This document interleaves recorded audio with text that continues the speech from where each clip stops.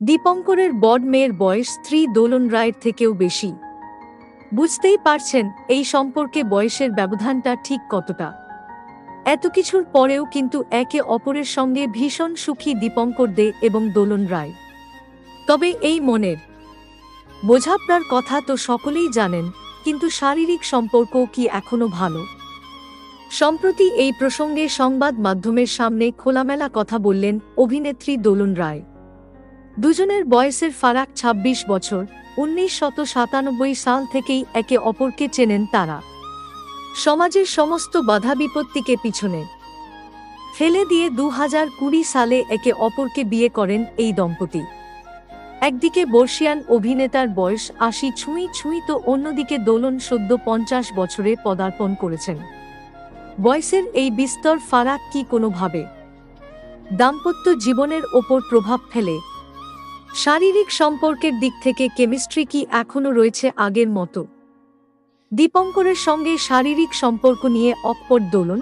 সম্প্রতি নিবেদিতা অনলাইন নামক একটি ইউটিউব চ্যানেলকে সাক্ষাৎকার দিতে গিয়ে দোলন রায় বলেন, একটা সময় পর্যন্ত সবকিছুই ঠিকঠাক ছিল, তারপর যা হয় মেয়েরাই সব সময় কম্প্রোমাইজ করে, না হলে তো একটি অশান্তির পরিবেশ সৃষ্টি হয়ে যাবে। ও তো আমার জীবনে প্রায় প্রথমেই আমি স্যাচুরেটেড হয়ে গিয়েছি। ও হয়তো শেষ বয়সে ওর পারা আর না পারা নিয়ে স্যাচুরেটেড হয়ে গিয়েছে। দোলনের সংযোজন, মানুষটার ভালোবাসা এত বেশি, আমার ভালো লাগা খারাপ লাগার দিকে এত খেয়াল রাখে যে তখন এগুলো আর খুব একটা গুরুত্বপূর্ণ হয়ে ওঠেনি। ওকে কখনো এগুলো অনুভব করতে দিইনি। ও বুঝলে কি সম্পর্কটা ঠিক থাকত। মেয়েদের জীবনের সঙ্গে কম্প্রোমাইজ শব্দটা এইভাবেই ওতপ্রোতভাবে জড়িয়ে থাকে। দোলন এবং দীপঙ্করের ভালো থাকার চাবিকাঠি হল একে অপরের প্রতি শ্রদ্ধা, ভালোবাসা এবং বোঝাপড়া। স্বামীকে সব সময় আগলে রাখেন অভিনেত্রী।